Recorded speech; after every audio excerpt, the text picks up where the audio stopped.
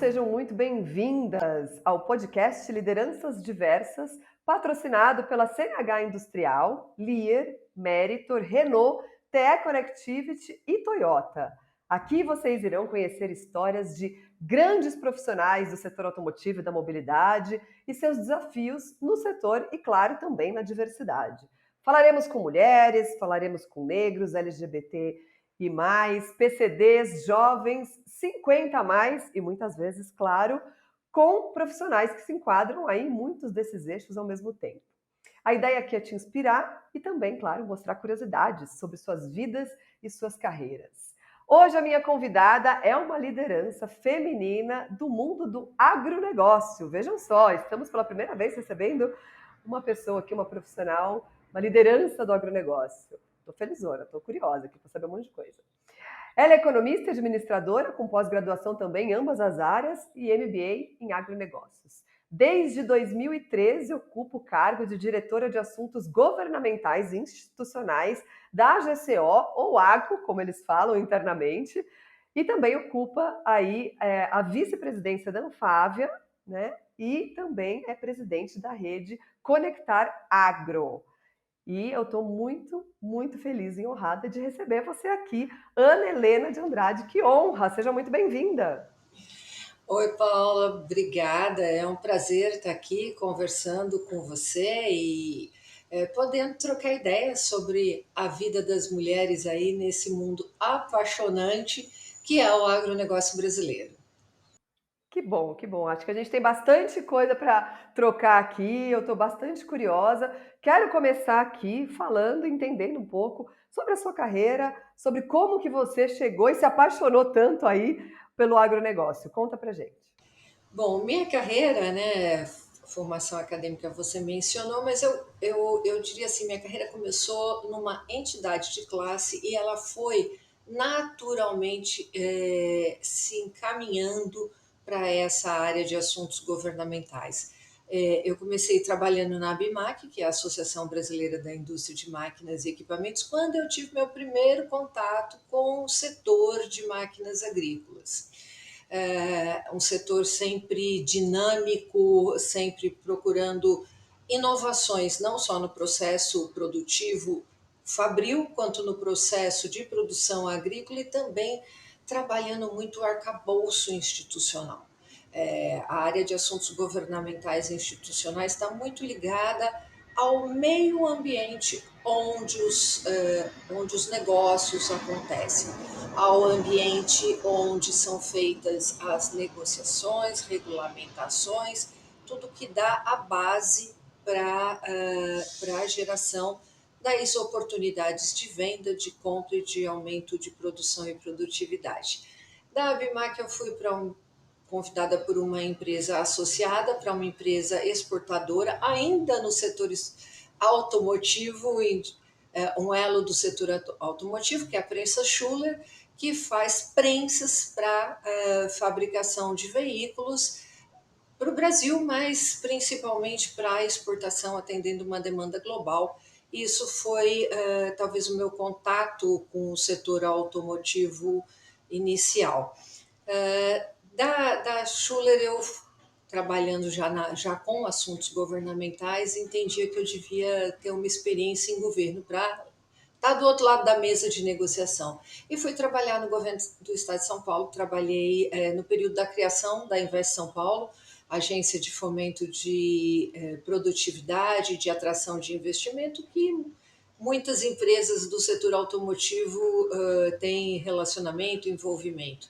Da Invest São Paulo, eu permanecendo no mundo das máquinas e automotivo, trabalhei na Caterpillar, que produz as máquinas rodoviárias, que também estão no agronegócio, na infraestrutura de fazenda, quando eu fui convidada para estruturar a área de assuntos governamentais dentro da ACO. A ACO é fabricante dos tratores, colheitadeiras, pulverizadores Massey Ferguson, Valtra, mais recentemente Fendt, e temos também o braço de armazenagem, que não é setor automotivo, armazenagem de grãos e produção de proteína animal.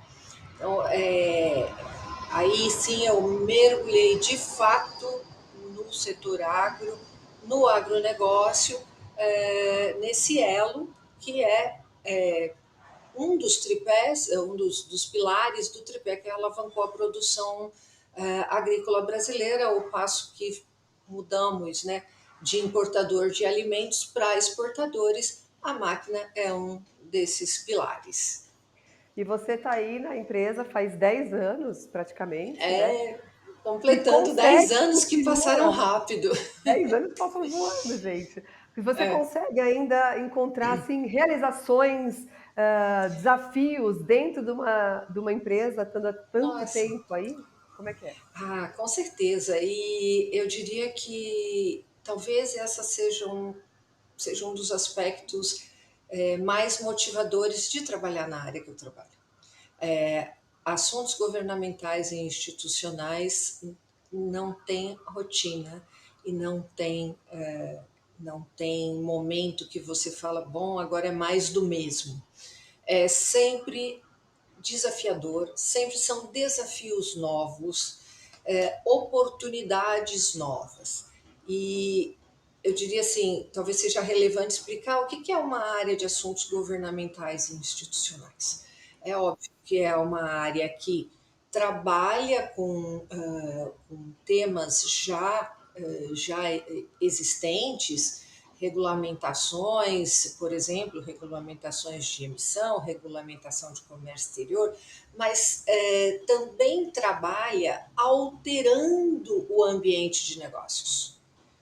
Então, nós trabalhamos sempre buscando oportunidades de facilitar, simplificar, reduzir prazos para a empresa, aumentar a competitividade.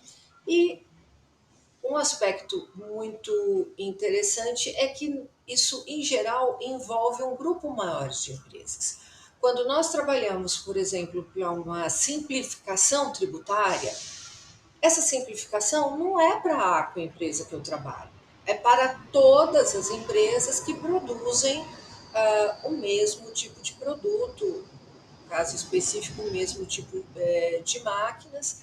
Da mesma forma, quando é negociado um acordo de participação nacional para atrair mais investimento das empresas para o Brasil, ou exportação, uma regra de exportação, um acordo em que dois países negociam tarifas de importação diferenciadas para todas as empresas.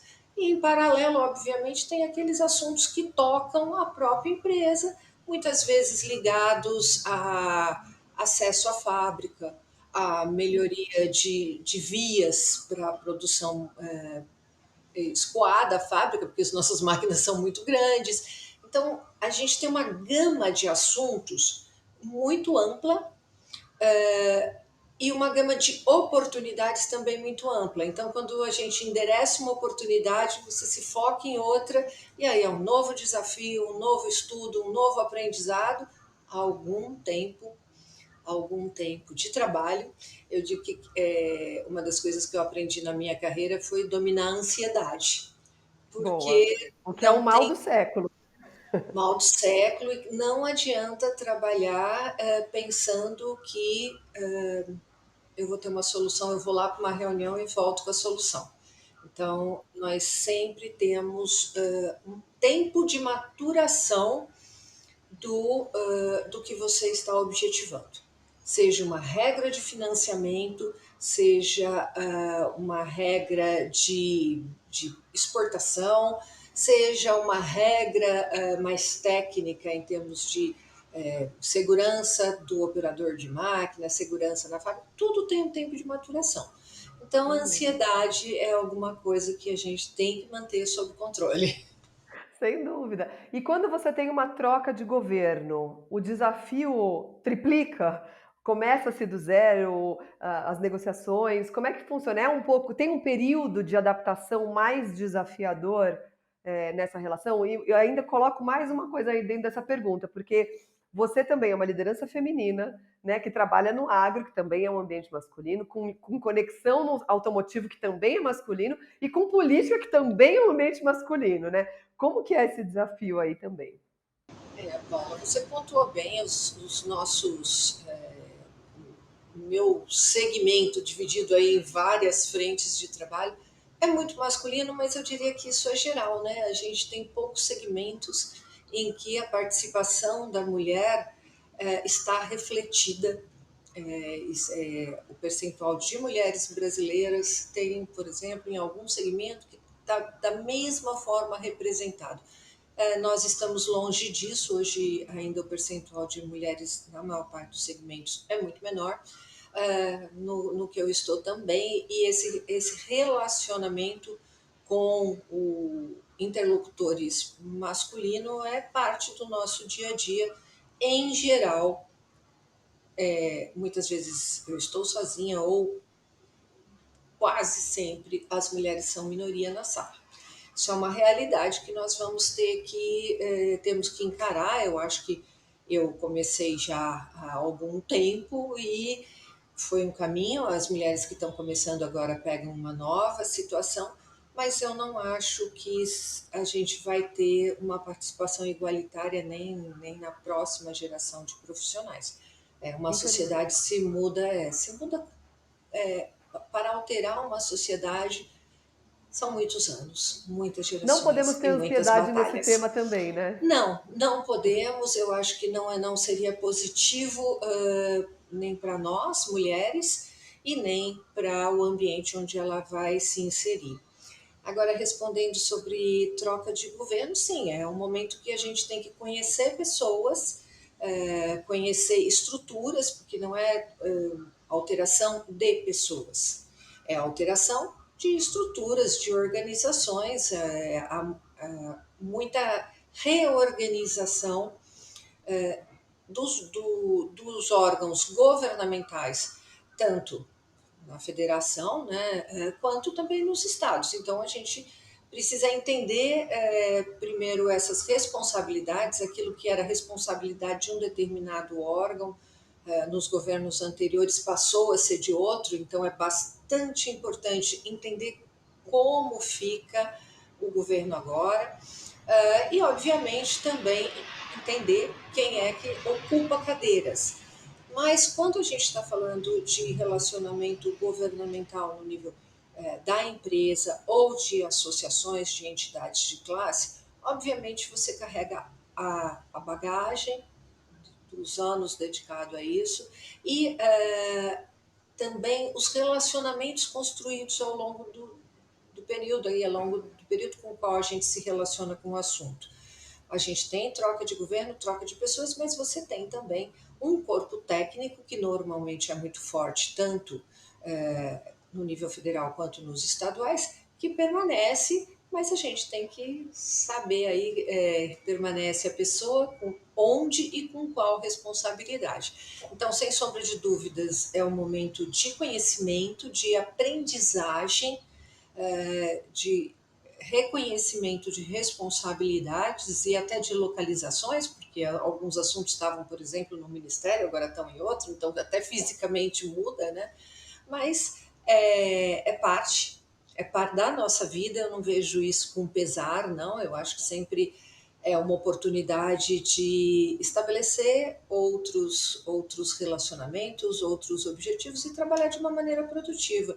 Basicamente, quando os nossos objetivos como profissionais estão ligados a gerar oportunidade de emprego, a gerar melhoria de produto, melhoria de qualidade, a trazer divisas para o país, é parte, essa alternância de poder faz parte e da mesma forma como a gente, por vários governos, né, eu não comecei, eu já passei por alguns governos, eu acho que a clareza do propósito e um propósito que transcende um ponto específico da empresa facilita muito o estabelecimento de novos canais de comunicação e de negociação de oportunidades que, no fim, são oportunidades para a sociedade.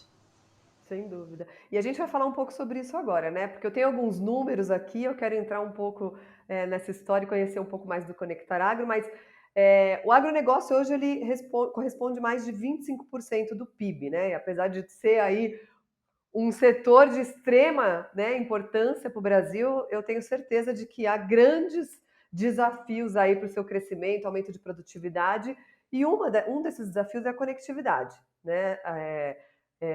Me corrija se eu estiver errada, mas cerca de 73% aí das propriedades rurais não estão conectadas. E a conexão, ela não é só um benefício pro negócio, mas também para a comunidade, para a para as sociedade, para as pessoas. pessoas, né?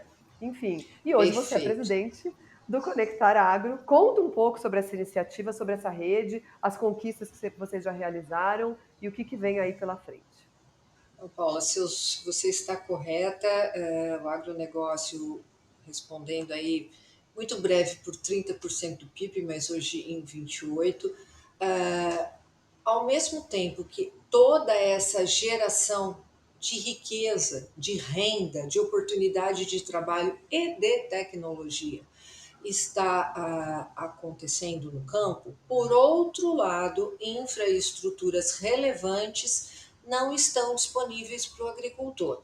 Eu usei o plural porque quando a gente olha, por exemplo, o escoamento de safra, estradas e portos, nós temos um gargalo, a agricultura brasileira supera esse gargalo e tem no provimento dessa infraestrutura uma oportunidade. Quando eu olho a infraestrutura de telecomunicação, as oportunidades para o país são enormes. Porque hoje, né, a agricultura brasileira, há 40 anos atrás, era importadora de alimentos, hoje é uma das maiores exportadoras do mundo, sendo primeira de soja, crescendo na participação da exportação de proteína animal, porque, na verdade, a gente fala de valor agregado, né? Quando eu exporto milho e soja, eu estou exportando um grão, quando eu estou exportando aves, suínos, bovinos, eu estou exportando maior valor agregado e a gente já está ocupando um local de destaque no ranking mundial de proteína animal. E, ao mesmo tempo que tudo isso está acontecendo, a infraestrutura de telecomunicação, que é vital para a introdução da agricultura 4.0, da internet das coisas, ela não está disponível. Você falou um número que está correto, porém, as fazendas têm infraestrutura de telecomunicação na sua sede, o que está longe de ser aquilo que é necessário, porque é preciso que tenha infraestrutura de telecomunicação no local onde as máquinas estão trabalhando. E isto está muitas vezes 30, 40 quilômetros da sede. Então, nós temos o paradoxo de ter hoje máquinas altamente tecnificadas, máquinas que podem ser ajustadas remotamente por um tablet, por exemplo, definir se uma colheitadeira tem que buscar qual o ajuste ideal para a colheitadeira em função daquilo que a propriedade deseja, se quer um grão mais maduro, que é maior qualidade, que é maior velocidade na colheita. Isso pode ser feito remotamente. Porém, o sinal não chega aonde uma colheitadeira está colhendo ou um trator está plantando.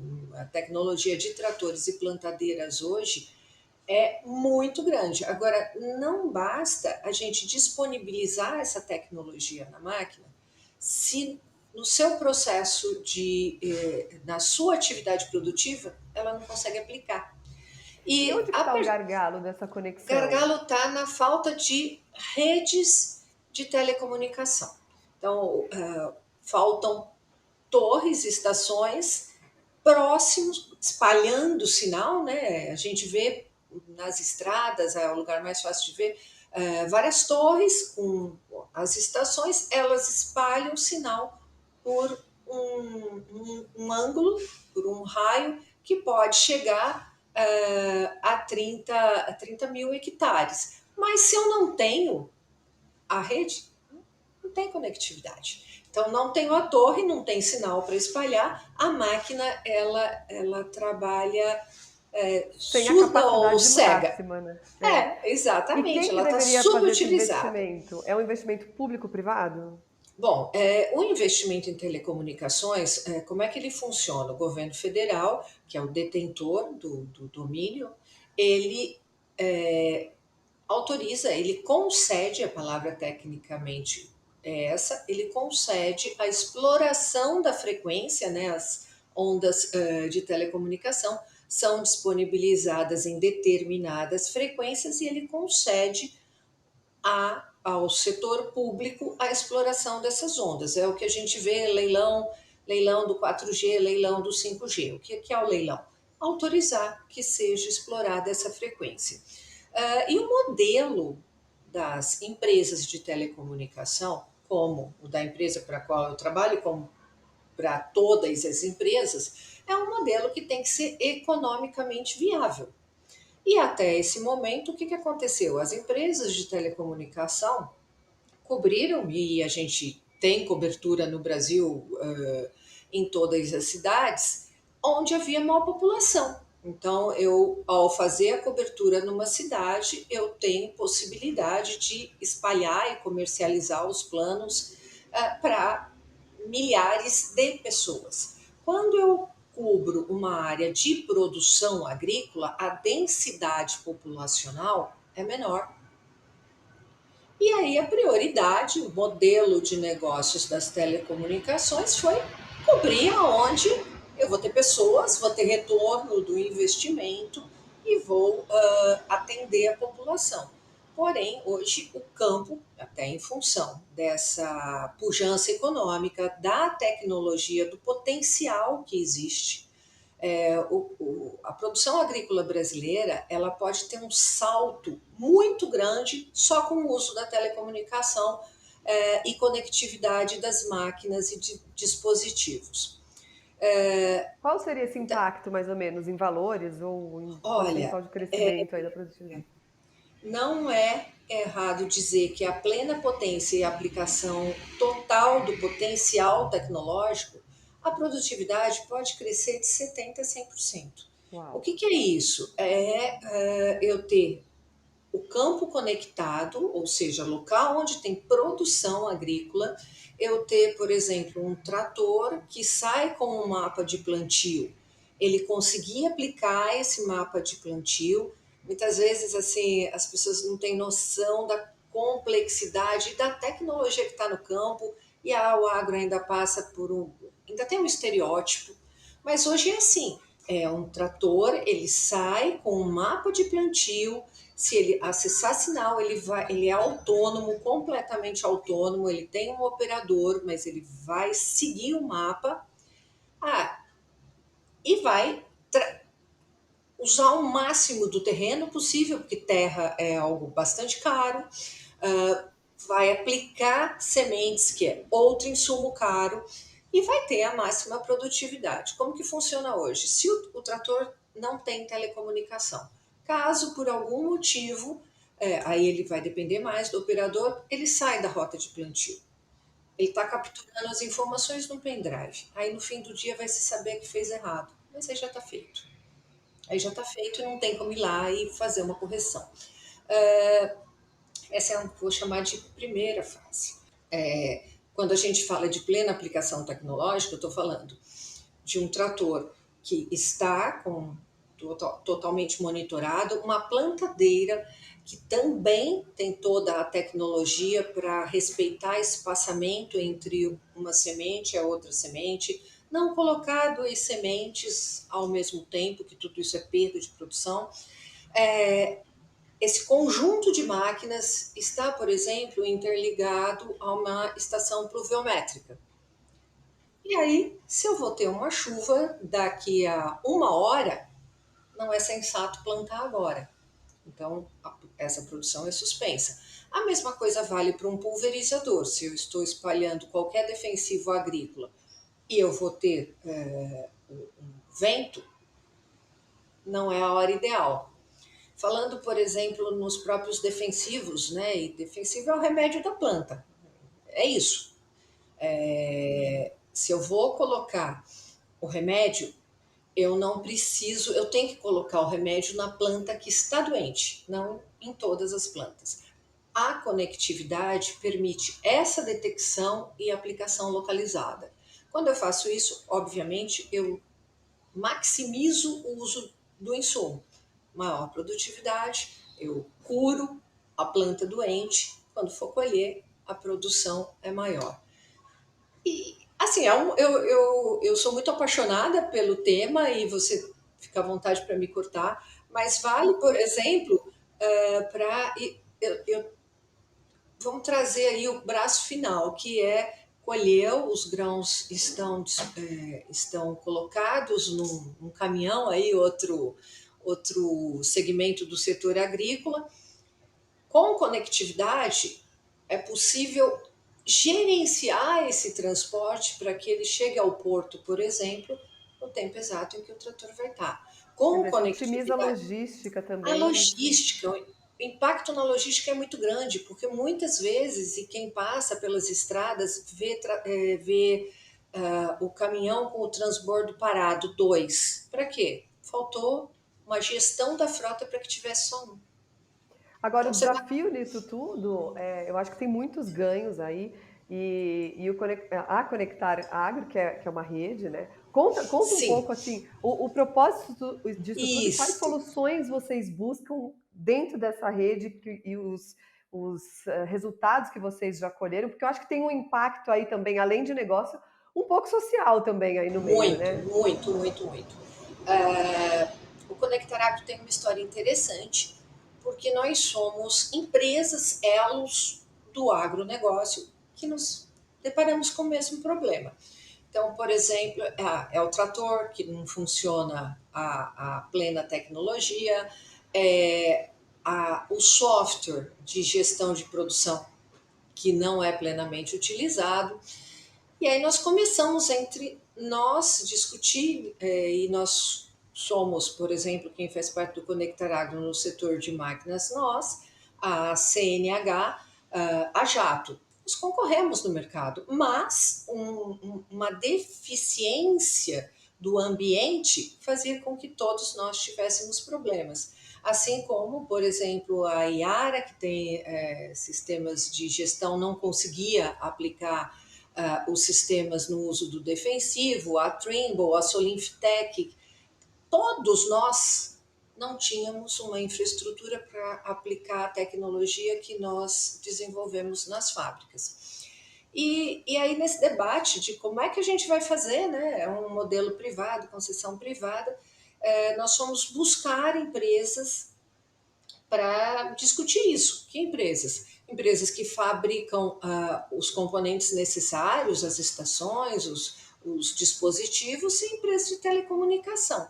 E nessa conversa, a TIM se dispôs a rever um modelo de negócios que hoje é baseado em número de pessoas que contratam planos de celular ou planos de dado para atender o agro, porque ao colocar uma torre, ela não vai ter um número gigante de pessoas conectadas, ela vai ter um número menor de pessoas e um número maior de máquinas. E começamos nessa discussão e fomos ouvir o agricultor. Né? O agricultor foi explicar para a gente o que ele queria. Eu quero telecomunicação, mas de que jeito?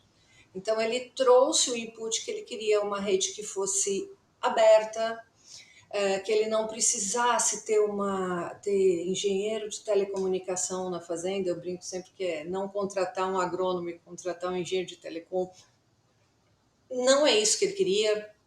Ele não queria algo que demandasse complexidade e que ele pudesse, com essa rede de telecomunicação, conectar as máquinas, conectar os dispositivos, tudo que é gerenciado por sinal transmitido por telecomunicação e as pessoas. Então, com esses pilares de demanda do agricultor, a gente foi identificar qual é a tecnologia de telecomunicação que responde. E chegamos à conclusão que era a tecnologia de quarta geração, o 4G, com a frequência de 700 MHz, que estava disponível para o Brasil todo, Só nos faltava, então, fazer um modelo de negócios que fosse possível levar esta atender essa demanda do agricultor. E a TIM, nessas conversas, se dispôs a redesenhar uma forma de atendimento e mudou o modelo de negócios e se juntou a nosso objetivo de conectar o agronegócio. Outras empresas também têm, outras empresas de telecomunicação, que não estão no Conectar Agro neste momento, aguardem novidades, mas outras que não estão também perceberam um grande potencial que é o nosso agronegócio. Pelo Conectar Agro, a gente já conectou 12 milhões de hectares, aí 12 milhões de hectares, para ter uma noção, é quase Portugal inteiro. E o aspecto que você tocou, que é muito importante, a gente endereça no Conectar Agro, são as pessoas. Então, nesse território que foi coberto, pessoas passaram a ter acesso a celular. E eu acho que para Transforma a nós vida, né? Vamos combinar. muda. Assim, Muda. basta a gente ficar uma hora sem celular por falta de sinal. Eu acho que dá para entender o que acontece no campo. E tem um aspecto significativo também. Você precisa de pessoas preparadas, treinadas no campo. E como levar uma pessoa que se formou numa cidade, numa universidade, fala, bom, só que lá você não pode pesquisar nada na internet, você não pode participar de nenhum curso à distância e você não pode falar com a tua família nem com teus amigos. É Socorro. muito complexo, é muito Muito. complexo. Então, a gente fica assim, super satisfeito, porque, obviamente, endereçou o problema da tecnologia, mas também melhorou a qualidade de vida das pessoas. E aí, se eu puder, eu queria falar um pouquinho do nosso projeto educacional. Sem dúvida, quero saber desse projeto educacional e quero depois que você engaje para contar um pouco da mulher no agro, porque eu vejo Tá que tem várias bom. iniciativas e acho que você tem aí alguns insights legais disso também. Bom, então, o Conectar Agro, que tinha esse objetivo inicial, e continuamos, eu digo que nós somos uma associação com mono-objetivo, só um objetivo, conectar a área de produção agrícola. E eu estou presidente hoje, e eu sempre falo, meu sonho era falar, fechei o Conectar Agro, daqui 2 anos, fechamos e encerrou, porque a gente conectou já 100% das áreas de produção. É um sonho, mas em paralelo, o que é que nós percebemos? Nós precisamos levar para o campo a tecnologia que a telecomunicação viabiliza, mas não queremos que seja uma tecnologia excludente, que aquela pessoa que está no campo hoje não esteja preparada para trabalhar com essa tecnologia. E aí nós vimos duas oportunidades e quase que duas obrigações nossas.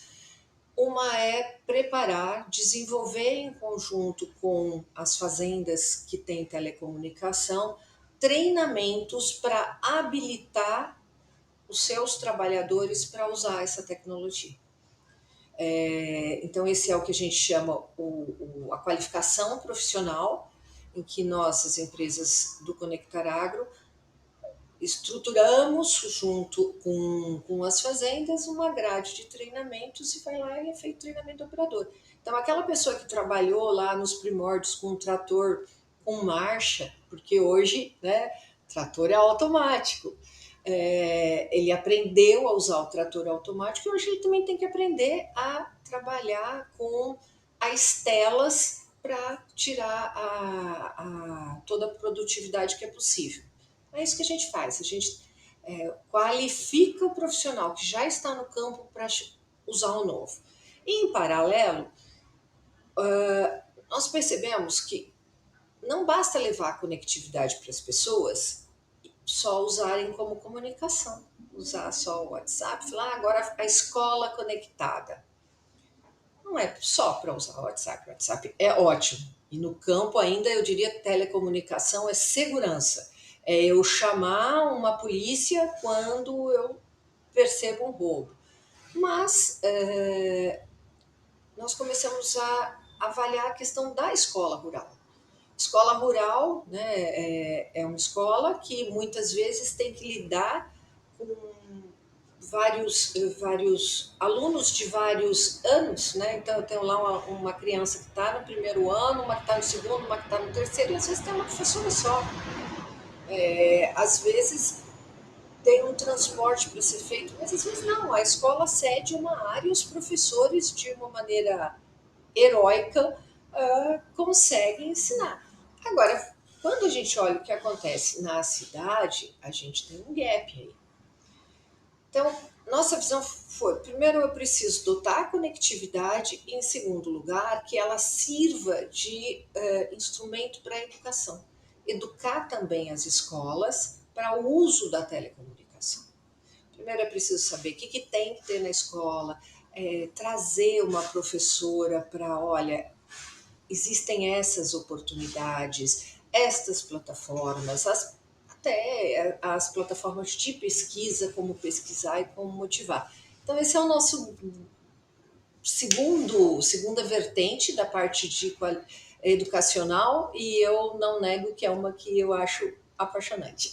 Que demais, sem dúvida, sem E dúvida. aí você me E pergunta um pouco sobre das liderança, mulheres, né? né? As Liderança mulheres das aí no campo. mulheres. Uhum. Olha, as mulheres no campo é uma experiência muito interessante, né? Nós sabemos que as mulheres estão no campo há muito tempo. Quase todo mundo tem a história de uma avó que morava no sítio, que ajudava na produção e que fazia doce, etc. Mas hoje o que nós temos, eu diria assim, nós temos duas modificações significativas. Mulheres assumindo gestão das fazendas, liderando fazendas, definindo compra de equipamento, definindo venda de safra, num perfil muito de gestão, de liderança da propriedade. O número de fazendas hoje que o primeiro nome é uma mulher é grande. Elas fazem isso é muito bom, é muito interessante. Mulheres que lideram um contingente de colaboradores grande, colaboradores que às vezes estavam acostumados com o pai dela, com o avô dela, ou enfim, que vem de liderança masculina, né? E eu diria que esse é um desafio que nós temos também na indústria. A maior parte dos lideranças sempre vem de liderança masculina, no número de mulheres líderes é muito pequeno. A gente tem esse perfil das mulheres que assumiram e que sempre nos relatam, eu tenho bastante contato com elas em eventos do agronegócio, elas falam assim, nada me deixa mais terrível e dão esse feedback para mim como representante do setor de máquinas, quando o vendedor de vocês e pergunta: cadê o seu marido? Cadê não sei o quê? Que marido? Quem manda aqui sou eu. Você vai vender trator, sou eu que você tem que me convencer. Isso é muito legal, muito legal. Então, por este lado, eu acho que é um pilar que cresceu muito e elas estão dando um excelente exemplo para nós do meio urbano. Estão dando um excelente exemplo para as novas gerações da área rural. E aí a gente tem o segundo caminho, que são as profissionais que foram estudar as ciências agrícolas, foram se especializar na agricultura e que aí vão como contratadas trabalhar em fazenda, trabalhar em locais de produção agrícola. Então, são dois movimentos que são muito importantes para tornar o agronegócio uma oportunidade bastante grande para nós. Que legal, que legal. Feliz em saber que esse mundo do agro está tendo uma presença feminina cada vez mais forte, algo que a gente busca muito no Sim, automotivo do sim, nosso lado. Então, é um trabalho sem fim, que nem a gente falou, não adianta ter ansiedade, os números vão é, crescer Tem que E, crescer e com falando em mulher, quero consistência, saber né, um pouco Paula? da muita insistência, muita, assim. Mas a gente, É, eu acho que a gente é nós somos perseverante, aí a gente fortes. somos fortes, né? Temos grandes objetivos, propósito. Então, né, quando existe amor, propósito, foco, as coisas acontecem. É, A Ana, exato. fora aí desse mundo do agro, acho que o agro não sai de dentro de você, acho que nem na sua, no seu descanso, né? Porque eu vi uma Pois é. paixão aí enorme. Você tem algum hobby? O teu Olha, hobby está ligado ao então, agro? Você se então, atualiza, você lê, estuda, você estuda bastante, porque eu vi que você tem um monte de pós-graduação, um monte de coisa. Conta. é verdade. Meu hobby são orquídeas. Ah, lá. Que não deixa de ser, né? Não é, no meu caso, não é um agronegócio, mas não deixa de ser uma mão na terra, né? É. É o meu momento de desestressar e de cuidar e de trabalhar a ansiedade que eu não posso ter. Uma orquídea, né? Você cuida dela um ano para ver essa orquídea florescer, então você já sabe que não adianta mudar o cuidado, que ela tem o tempo dela, e isso é um aprendizado bastante bacana.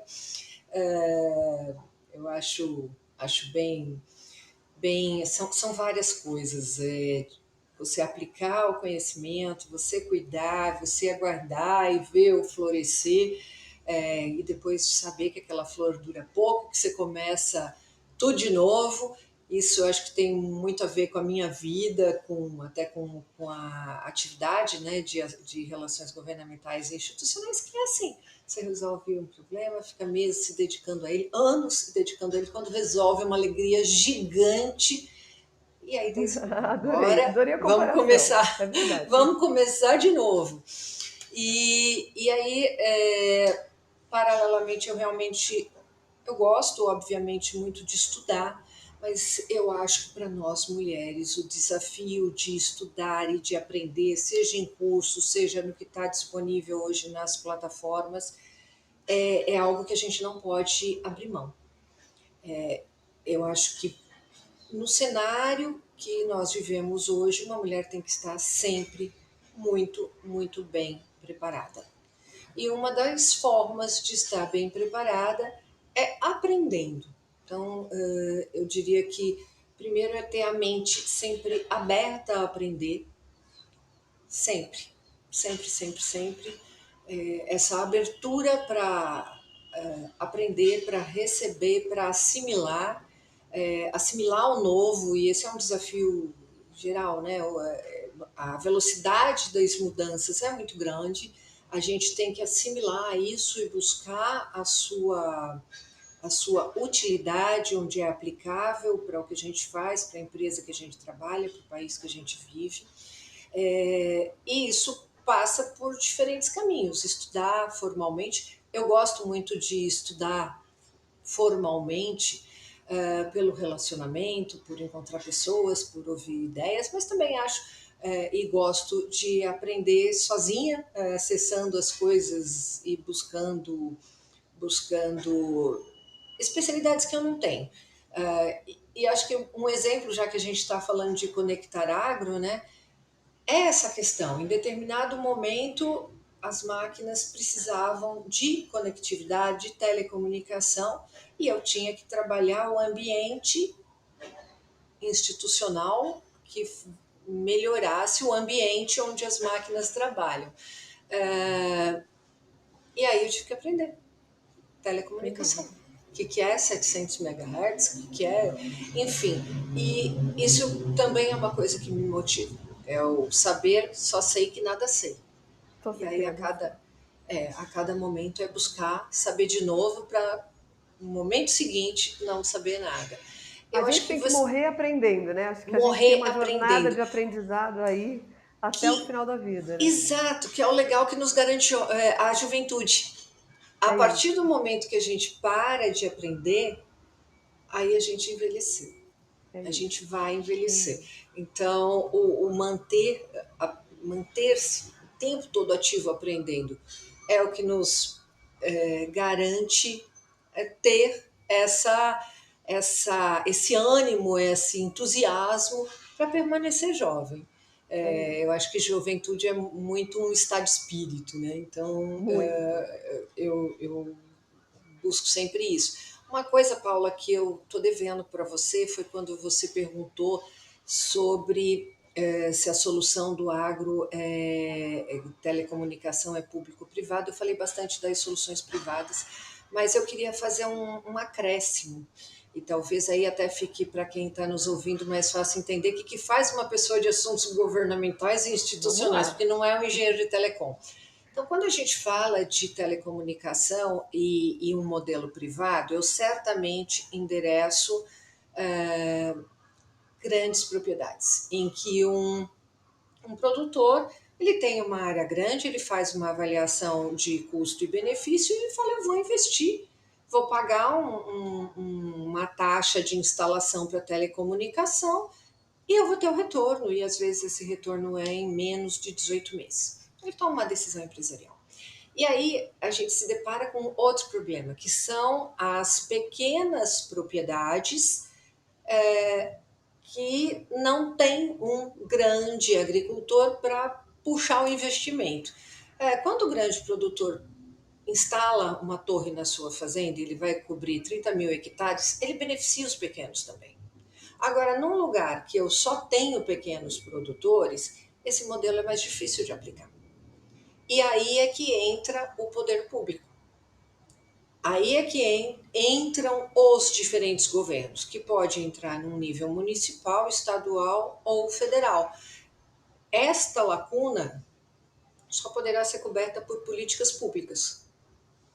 E é isso que o Conectar Agro é uma das grandes frentes nossa hoje, é trabalhar por políticas públicas que levem a conectividade para pequenos e até o pequenos e médios produtores, não é um termo tão adequado, mas produtores de pequena escala e média escala, Boa. para os Muito, muito quais, bem esclarecido tudo isso.